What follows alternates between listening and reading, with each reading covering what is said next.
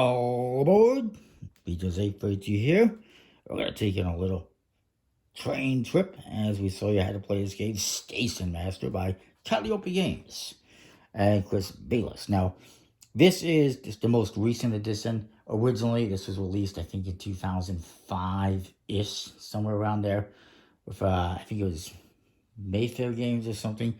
But this is the most recent version by Calliope Games. It has much nicer artwork. And also changes some things up just a little bit from what I've seen from the original. I don't have the original.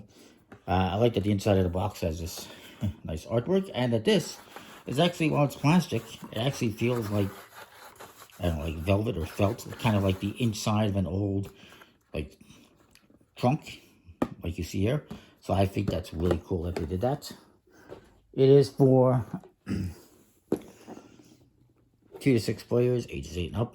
Takes a little while, 30 to 15 minutes perhaps, but I'll try to keep it brief. Each player is going to get 6 tokens. You got 2 1s, 2 2s, a 3, and a -1. And, I mean, these are like cameras. You got like a teapot, tea kettle. You have like a purse. Everyone has the same exact numbers. These are nice wooden tokens. And then you also got, I believe this is like perfume or something, or alcohol. This is a ticket, like a train ticket. This is a hat. This is the Kickstarter version. I didn't get it on Kickstarter. I got it on Board Game Geek, because this came out in 2020, kind of before I started getting into card games. But there is also a standard version, which comes with wooden tokens, but they are different. I also want to point out that there's this nice handy-dandy free app you can get on your phone for keeping score, and it even has a train whistle, because they decided, I want a train whistle. So they said, okay, we can do that. I didn't decide that. The creator decided. Each player is going to get a set of tokens. These are passengers, is what they represent. Each person's also going to get a depot card, which you keep face up in front of you.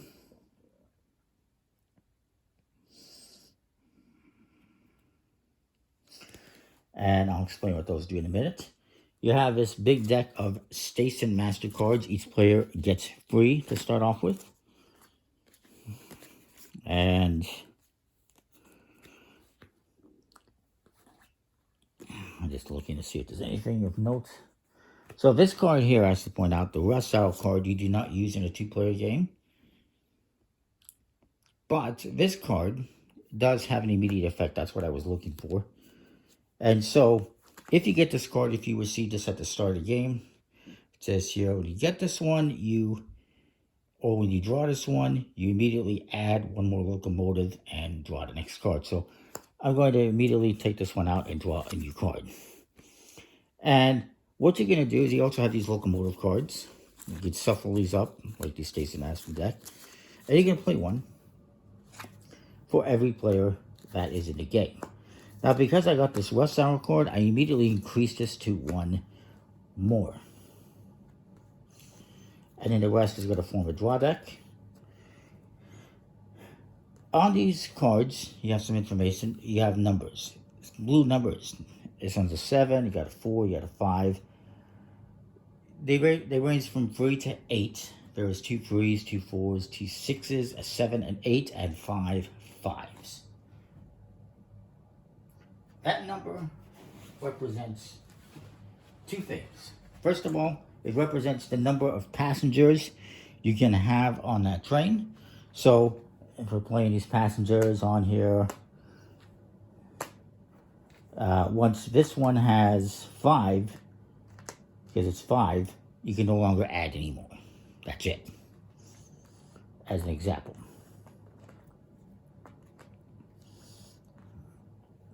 These passengers, you keep face down, or technically, they designed them so that you can stand them up like dominoes.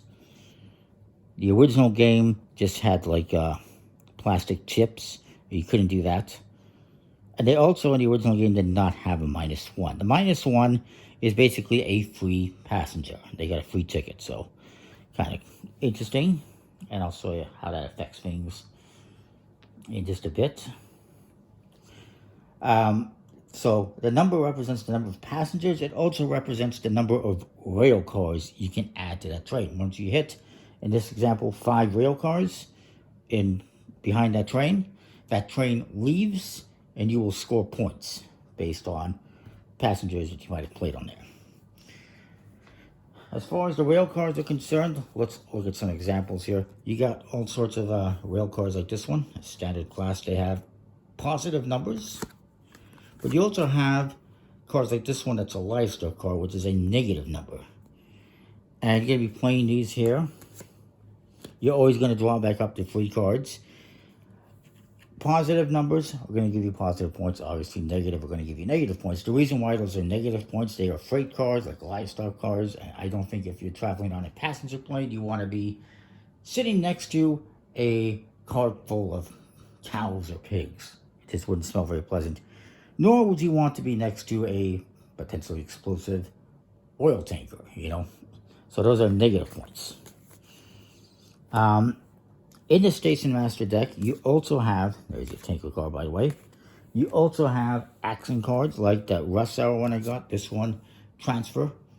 This lets you remove up to 3 passengers from any one train and place them on any other valid trains. You can even transfer your own passengers. So if I play this, and I got passengers here, and I think this is not going to do good, I can take my passengers, move them elsewhere. I can move other passengers as well. There's other cards we'll come across. Well, I can show you.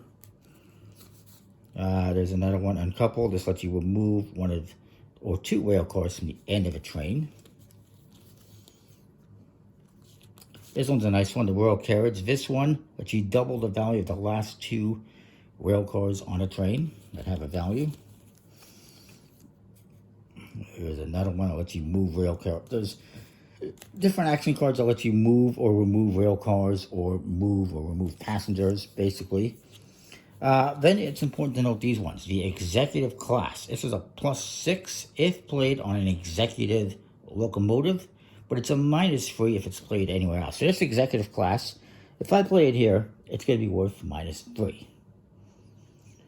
And this game has a little bit of a bluffing element.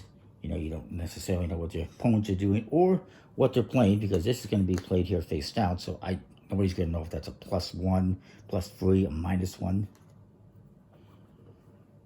But this executive class, if I play it here on this executive class locomotive, that is where it becomes a +6. So it's important to note that. Some are going to be positive here and negative there. All sorts of action cards. There's also, somewhere in here, if I can find one, cabooses. There's a couple of cabooses. There is. A caboose can be played at any time on a train as a last card. So if I want to, I can add this to this train and complete this train, even if it hasn't hit the 4 rail cars or 5 rail cars or whatever it is. So this immediately completes a train, no matter how many cars are on it.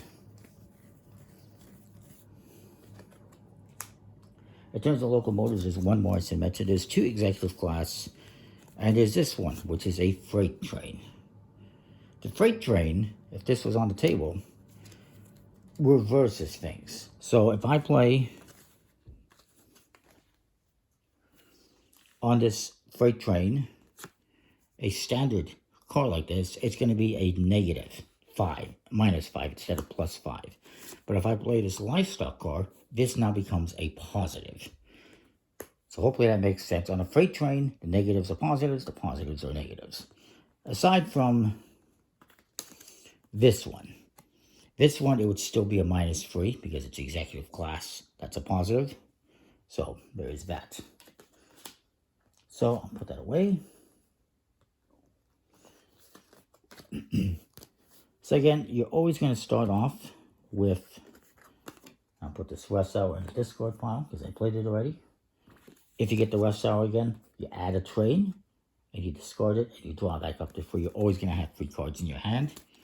So on your turn, you're going to have 2 things you could do. One, You can play one of these face down, one of these passengers face down on a train, as long as it does not exceed the number.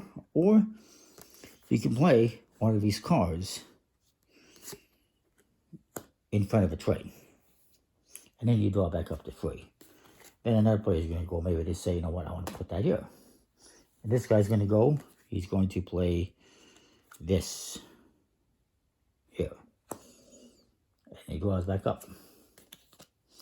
It's my turn, and I say, you know what, fine, I'll put this one here. This guy says, you know what, this is looking even better. I'm going to put another passenger there. This guy says he's going to put a passenger too. Then I say, you know what, I'm going to play this depot card. A depot card you can only play once during the game on one train. So you only have one time you can use this. Every player has one, so in this case, it can come out 3 times. And you can only play it once on a train. So I can play it here. What happens now is this train, once you play a depot card, will immediately be scored. And then I can, and maybe I have this one here, I can then play one of these on here. The scoring works as follows. You're going to flip over, once a train is complete or a depot card gets played, you flip over these cards. That was a terrible one to play. You flip these over, reveal the numbers. You're going to add these up, so 5 and 2 is 7, and you multiply that by these numbers. So 7 times 2 is 14. So I get 14, this guy gets 14, this guy gets 28 because he has 4 on there. You can get all these passengers back, and you continue playing. Eventually, once 2 more cards get added to this, say like this, and say this was here, and this was here. This train will now depart since it has, technically it has room for 1 more. Once this train has 5 cars on it, it will depart. And you're going to do the same thing. Now, in this case, because we're going off at the depot, we will only score these cards. So 5 or 6 and 1, 7 minus 5, these are only going to be worth 2 points. Or multiplier of 2. And so I'm going to get 4. This guy's going to get 2. This guy's going to get a negative number.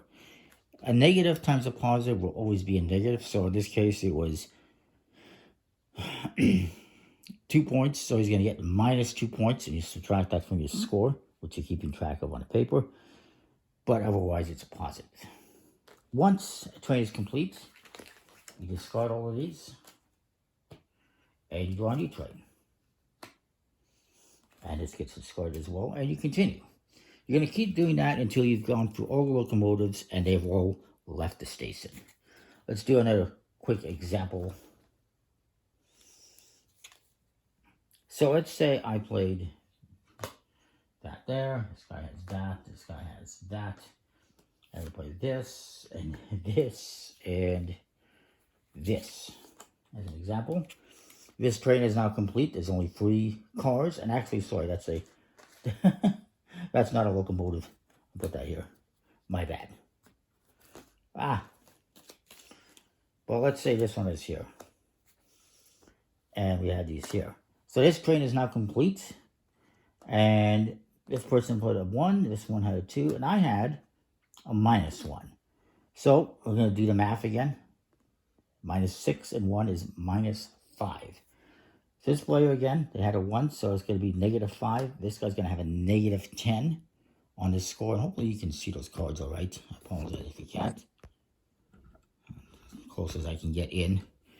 But I played a negative 1. So negative 1 times negative 5. A negative and a negative gives me a positive. So I'm actually going to get 5 points. So that's where these negatives come into play, where they help you out, is if there's going to be a negative score, and you put a negative 1 on there, you're going to get positive points, while other players might get negative points. Hopefully that makes sense. I guess if you ever run out of cards to draw in this 93 card deck, you will simply reshuffle the discard pile. But I don't think that's going to be much of a problem. It might be, but I don't know.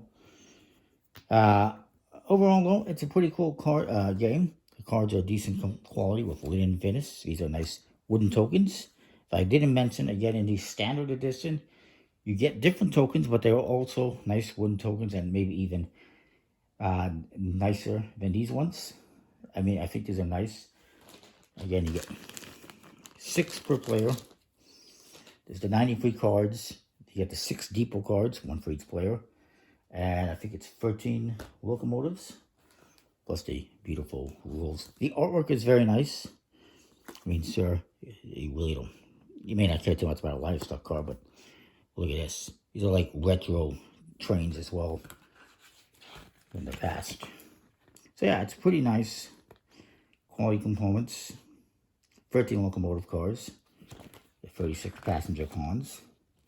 There's information on what to do with different things. There's this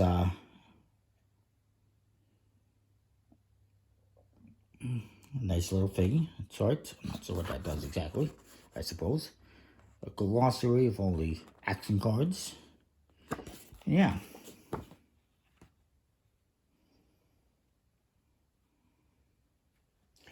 Once the day ends, the day will end once all the locomotives have left the station and the deck, this has all been depleted and there's no trains left. You then score points. Whoever has the most points wins. If there's a tie, whoever has the single largest scoring train wins in the last round, I guess.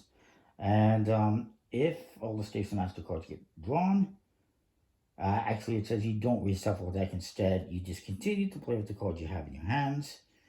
And you must continue to play in your turn even if you do not want to. But if you have no legal play, then you can pass. So if you run out of these cards, that's it. You don't reshuffle. You just continue as long as you can. So that is that. That is Station Master. I think it's a pretty cool game, in my opinion. There's obviously some bluffing and whatnot, because you're going to be playing negative cards. You're going to be screwing each other over a little bit. There's some take that in there. You know, you might be thinking that this train's going to be really good with all these positives, and then somebody throws some negatives on there and ruins your plans. Well, maybe you play negatives. Maybe you played a -1, and you're actually going to score points. Who knows? Anything is possible. It's, like I said, it's pretty cool. I like the little elements in this. And yeah, that is that. Station Master. Comment, like, subscribe. Let me know what you think. We'll see you next time. More. Thanks for watching.